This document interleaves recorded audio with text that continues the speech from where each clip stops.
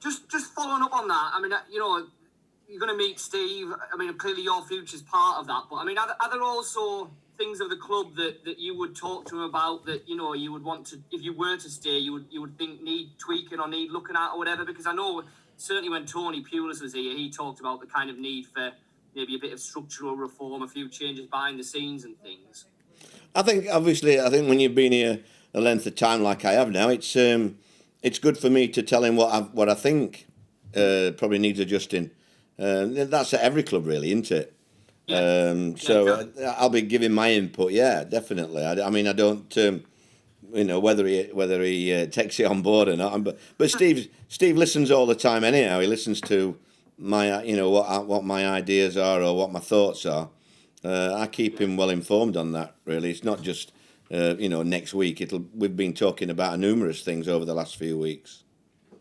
And in terms of tomorrow's game, I mean, obviously without Ashley, you're going to have to change things around a little bit up front. You played Yannick there, obviously, before he got injured. I mean, people like Cabano or Watmore, could they play as the main central striker, or do they need to be playing kind of in and around someone? Well, we could do a Pep, couldn't we, really? And like you said, put Cabana up there on his own as a false number 9 going through the legs. running through the legs. We'll come up with something, Scott. That kind of way. Yeah. And then at the other end, I mean, obviously, like you say, uncharacteristic errors the other night, which you kind of just got to put a line through and write off, I guess. But you have switched back to a 5 in the last couple of games, primarily, I think, initially because Dale being out. Obviously, Dale's back now. I mean, in an ideal world, would you rather play with a 4 if you could felt you could get away with it? Is that your preferred defensive shape? I think first and foremost, the club needs a focal point up front, and I don't think we've really got a key for more, have we? So until we get one of those in the summer, I don't think you can plan any system really. I think you've just got to look at who's available, who's fit, and when the injured lads are there, and try and come up with some sort of a system, whatever it is, to play against the team we're playing against. I don't think about 5 or 4. I just try and think, how can we try and get a result against the informed team at the moment, really. And just the last one for me, you touched on Tav there. I mean, have you missed him more than you maybe even thought you would, just in terms of the kind of dynamic that he gives you in midfield? Because you haven't really got a like for like, have you? And also, Scott, like yesterday, I heard him moaning again yesterday. And I just stopped the game. I said, that is music to my ears, Tav. See, hearing you moan about a decision and carry on moaning, it's... I never thought I'd miss his moaning, but I do. Yeah. Because he's kind of quietly become quite influential, hasn't he? It sounds like on and off the pitch. Yeah, I mean it's just his enthusiasm. You want that type of enthusiasm. Joe Rolls down at Cardiff. I know he's been out a couple of games, but he did that. He was full of enthusiasm. Yeah. Joe, when I went there, he was a wing. He played on the wing the game before I went. Now he's one of the best in the league in midfield. Yeah. So you need players like that at your club that you missed. Like managers' dreams. Really, they're sort of always 7 out of 10, aren't they? Never below that, really. Great. Thanks, Neil. Good luck. Thanks, Scott. Neil, we've talked a lot about strikers in the last few weeks. You talked about strikers on the opposition side who you wish you'd had in your team. Has Chuba not offered what you thought he'd offer when you signed him in the summer? Well, I think it's different types of play. I mean, we saw the recruitment team. He was top of their list, really. We couldn't watch games in that particular period, and so we only looked at Chuba on the internet, really. And he looked the best of the bunch for what we're looking at, and that's why we signed him, really. I think on the stats and the recruitment, they were all convinced that he was the best one. I think you've got to look at it. He started off really well. In his personal life, he's just had a baby the last few weeks, and that is a tremendous change in your life when you've got a baby. All of a sudden, you're used to sleeping all night long and that having, and then all of a sudden you're up every 2 hours and you can't sleep and you can't get a pattern. So I think when that happens in your family, you've really got. I think it took me about 6 months when I was playing to get right. So, I think you've got to give him a take a bit in that respect at the moment, and I don't really expect too much of him at the moment because, like you say, his family is not sleeping well, and I think anybody that's had children know that it can be difficult at times. Yeah, you're telling me. My little one was 1 last week, and I'm still struggling to recover. I know. So do you think there's more to come from him? If not this season, then possibly next season and beyond? I think we'll know more. I can't tell you, if I'm honest, Dom. I saw flashes of what he could do when he first came. But as I've said, he's been a shadow of himself this last few weeks. So that's why we've got to be careful on the recruitment side because, I could make anybody on a video look good. We've really got to go into everything a little bit more, I think, than looking to sign people. I think we have to see players live. I don't think we'll be signing another player on the recruitment, say just on the looking at the video games, Obviously this summer then, hopefully as things start to ease, if you're still here or, even if not and the club moves forward, and you opt against that, will that be easier to do then? Will you be able to go and start watching games again? Will you be doing that in the coming months? Yeah, it's like Kevin and Ronnie. We have situations where I think they're both good. I think Kev's not bad at the defensive side and the goalkeeping side. Whereas I think Ronnie's very good at the attacking side. So we will be going to look at games now and trying to get targets. Obviously we've got the list of the free transfers that are out of contract, but we'll be looking at other targets as well that there's an opportunity to sign. But there aren't many, there are not many that's championship level, like the lads that we've seen, like Kiefer Moore tomorrow. There's not that many around, if I'm honest. Have you got targets in mind? And I know you're not sure yet. You say you're not sure yet whether you're going to be here next year, but you've stressed the need to get this target man in. Have you got targets in mind for if you do stay on as manager? Yeah, absolutely. Whether or not, I think Steve knows what my situation, what I feel, and we've had long meetings with the recruitment to tell them what type we're looking at, but that we need to see them live. So hopefully with these vaccinations going well. That we might be able to get a chance, even if it's on the continent, we might be able to get an opportunity to go and see them before the end of the season, which I think you've got to when you're spending 2 or 3 million at a time. And just finally on the strikers, there were suggestions that Britt was close to leaving or perhaps was going to leave at the end of the January window. How's he been since? Very good, yeah. Britt's Britt. I've no problem with Britt at all. He's here till the summer anyhow, so he's got to knuckle down, as everybody is. I'm sure he would have wanted his situation sorted out if it was possible. So would I, but it wasn't possible. So you just got to get on with it. And like I say, it's disappointing that we haven't been able to bring our own, target in. But that's not. It wasn't to be. Then nobody available. That I think that's what we're looking for. And just finally from me, you've talked a lot about Mick and the style of play and perhaps a tag that you've got. In the past, you've said a few times that opposition fans don't like you and your fans do like you.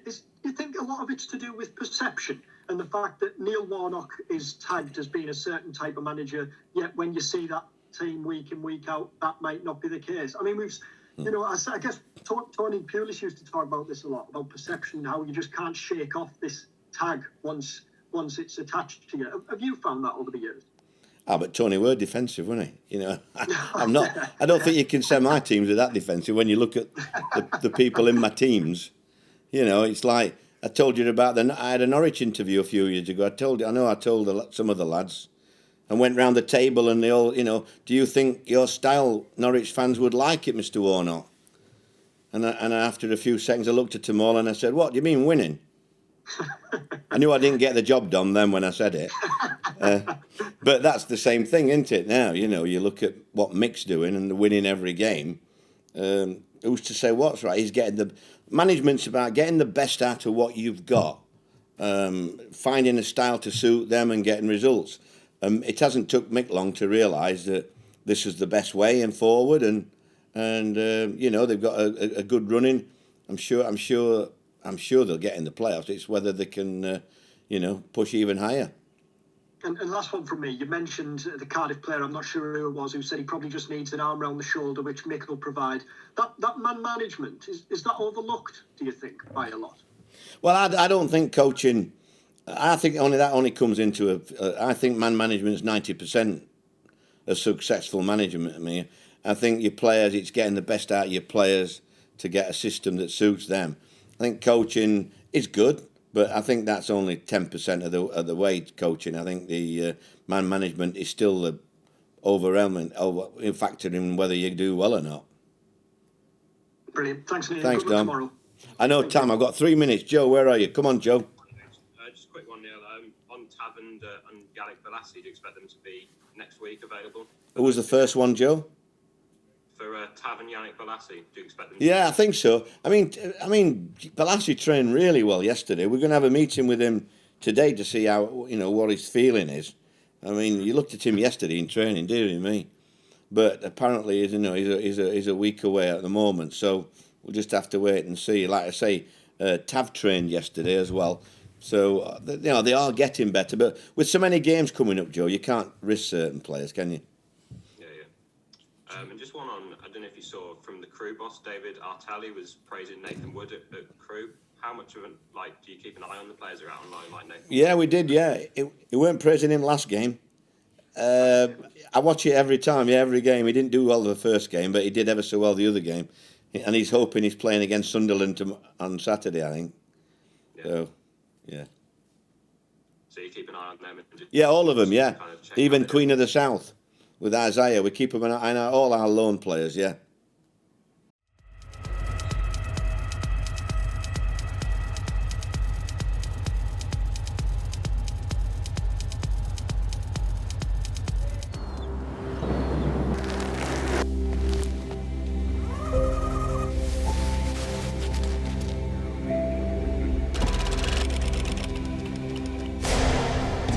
T-side! Be bold. Be immersed. Be transformed.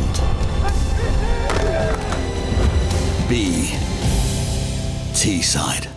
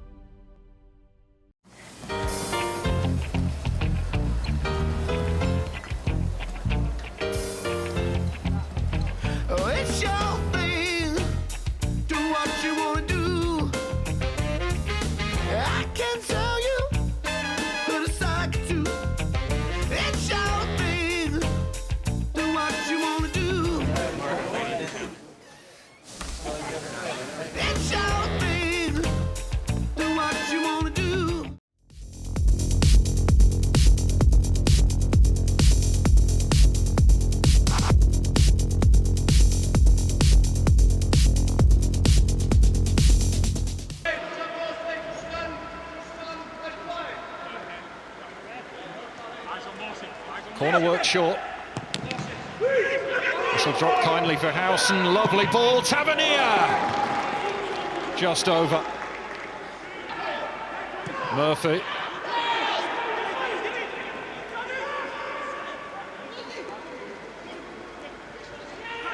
Rolls. Neat drop of the shoulder. Volks. Wilson. Oh, a delicate effort, and it just clips the top of the bar. White inside that penalty area. 5, in fact, as McNair creeps in. Flick towards goal and in! It's George Saville! 2 in 2 games, and George Saville has glanced Middlesbrough into the lead upon Neil Warnock's first return to Wales. George Saville, Cardiff, It's a terrific header from George Saville. Savonier's delivery, he's moving away from goal and manages to flick it into that far corner beyond Alex Smithies. And it is Cardiff City 0, Middlesbrough 1. Kiefer Moore, lovely drop of the shoulder, takes him clear of Paddy McNair. He's got Wilson up alongside him. It's Kiefer Moore! Desperately unlucky. What a brilliant run it was from Kiefer Moore.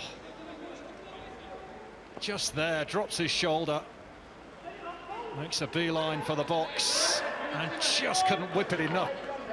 Volks with a huge throw. Morrison's up there, got something on it. Here's Murphy, deflected. That's passed towards goal, but plenty of power on it from Volks. It's a good save from Bettinelli. Wilson's corner. Free header for Kiefer Moore. Little touch, and he's found his one in! And Shea Ojo appears to have got the decisive touch, and Cardiff are level. Goal for Cardiff City, scored number 27, Shea Ojo, Cardiff City 1, Middlesbrough. Well, it somehow found its way through, and with a shade over 20 minutes to go, Cardiff are back on terms. Kiefer Moore's had a little flick there from Glatzel, and it was Shea Ojo who lunged in on the line to prod it in beyond Bettinelli. Hoylett smashed away by Dijksteel, and John Brooks brings it to a close. Neil Warnock's first return to Cardiff ends in a draw. George Saville put them in front with a really cute first half header. They started the second half brightly, couldn't add to their lead, and Cardiff found a way back in courtesy of Shea Ojo's equaliser.